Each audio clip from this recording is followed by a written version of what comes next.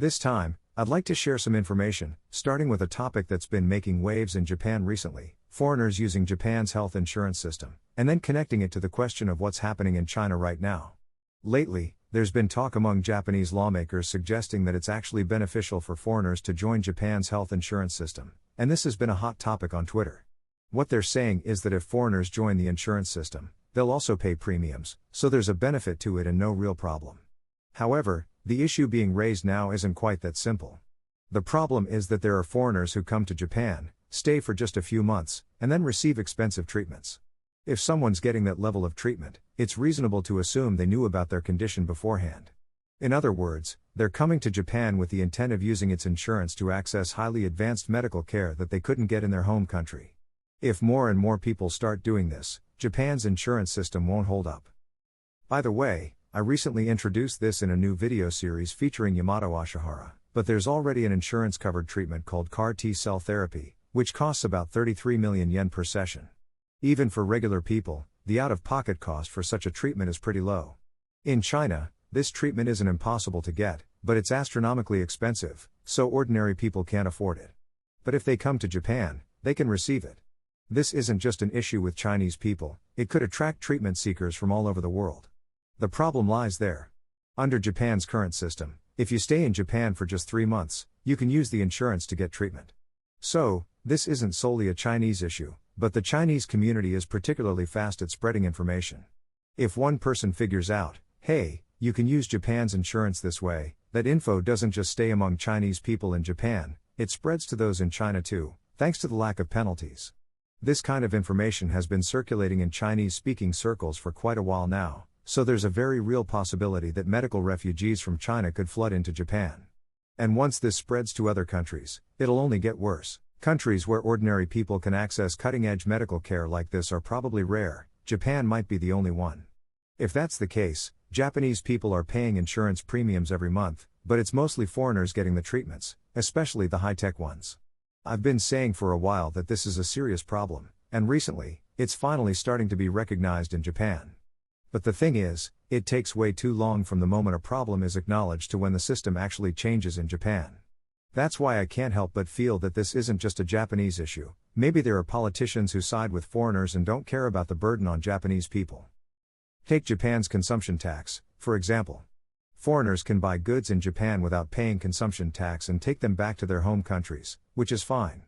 But the problem is when they resell those goods within Japan, and on a large scale, no less. This has been flagged as an issue, and there's talk of scrapping that system. Instead, they're considering a model where foreigners pay consumption tax when buying goods, then get a refund when they leave the country, a system already used abroad. Japan's moving toward that too, but it's taking forever to decide after the issue was pointed out. When I made a video about this, it was still at the "we're considering how to address it" stage. Japanese people pay consumption tax, yet foreigners can buy goods tax-free and resell them freely in Japan. It's not even clear if they're paying taxes on those profits. Why are Japanese people the only ones paying consumption tax while foreigners don't? Japanese people should be angrier about this. These weird systems need to be scrapped ASAP, but they just drag it out with "we're considering it." The same goes for health insurance. If things stay as they are, it's going to be a disaster. It's being talked about now, but actually changing the system will take time.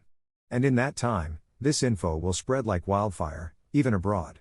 Then people might think, now's our chance, and come rushing in. That's why I think we're in a pretty bad spot right now. So, what's going on in China? Take a look at this. Using health insurance is an area prone to moral hazard. What's written in this article? In places like Tianjin and Shanghai, word spread online that you could use health insurance to buy Huawei's digital watches, like the Huawei Watch, which is basically a copy of the Apple Watch. This got so out of hand that people in Guangdong, Shandong, Anhui, and even Beijing were actually buying Huawei watches with insurance. It got so crazy with customers rushing in that they've now halted sales. Why did this happen? Because the Huawei watch can measure blood pressure, it's classified as a medical device, making it eligible for insurance coverage. Huawei deliberately designed this product with that strategy in mind. Some Huawei watch packages are even labeled for pharmacy sale only. In other words, Huawei made their product insurance eligible to boost sales.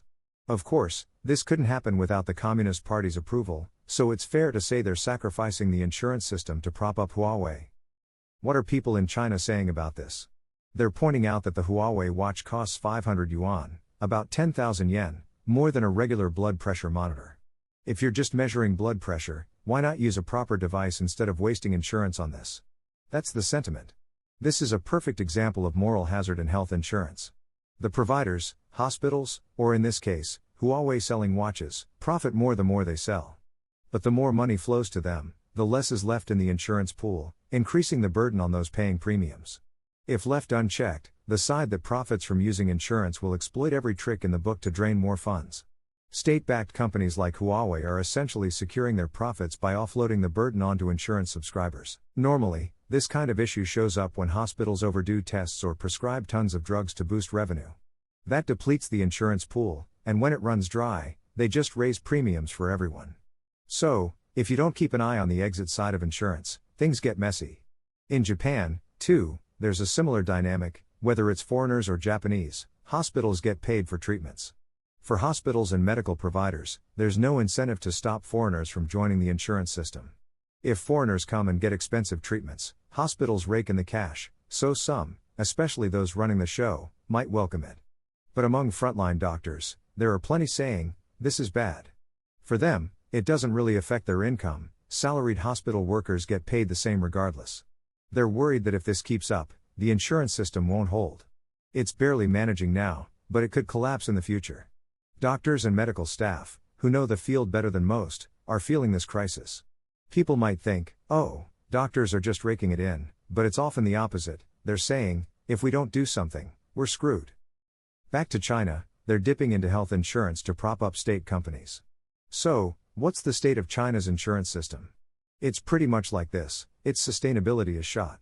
The money going out exceeds what's coming in from premiums, and this isn't just in rural areas, it's happening in Beijing and Shanghai too. Some might say, Japan's the same, but in Japan, the shortfall is covered by taxes. In China, when the money runs out, they just stop paying insurance claims. I mentioned in a recent video how a major Chinese hospital suddenly shut down because it wasn't getting insurance payments anymore. They couldn't pay salaries or stock supplies and medicine, so a key regional medical facility just stopped functioning. When the pool runs dry, they're not even redistributing funds from elsewhere, treatment itself just stops. This has been happening frequently since at least last year, especially at big hospitals. It might have been common in rural areas before, but now it's hitting major facilities. People are paying premiums but can't use insurance, or the hospitals themselves aren't functioning. That's the reality in China right now. So what happens to sick Chinese people? They become full-on medical refugees.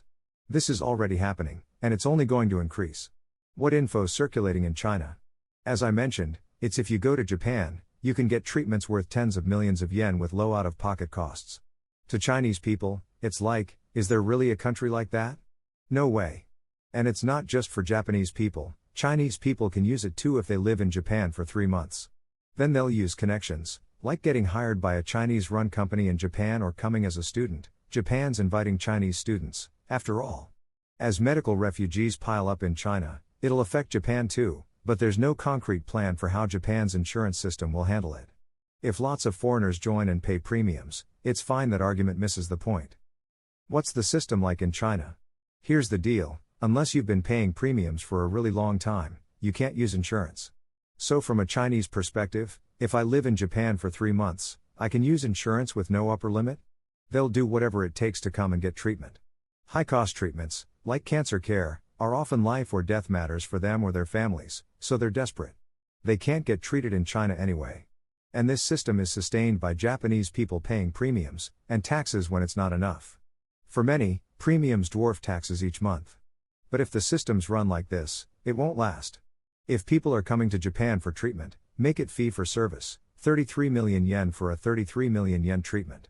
Not a short stay with a few $100,000 out of pocket for tens of millions in care. If this keeps up, regular Japanese people will just be footing the bill, and when push comes to shove, the system could collapse. People coming to Japan specifically to use insurance for expensive treatments should have to pay out of pocket if it exceeds a certain amount, say, 100,000 yen as a benchmark. For immigrants using insurance above that, there should be an audit like in Master Keaton, an insurance investigation. If it's clear they had the condition before entering Japan, they should pay themselves. Without that, it's a disaster.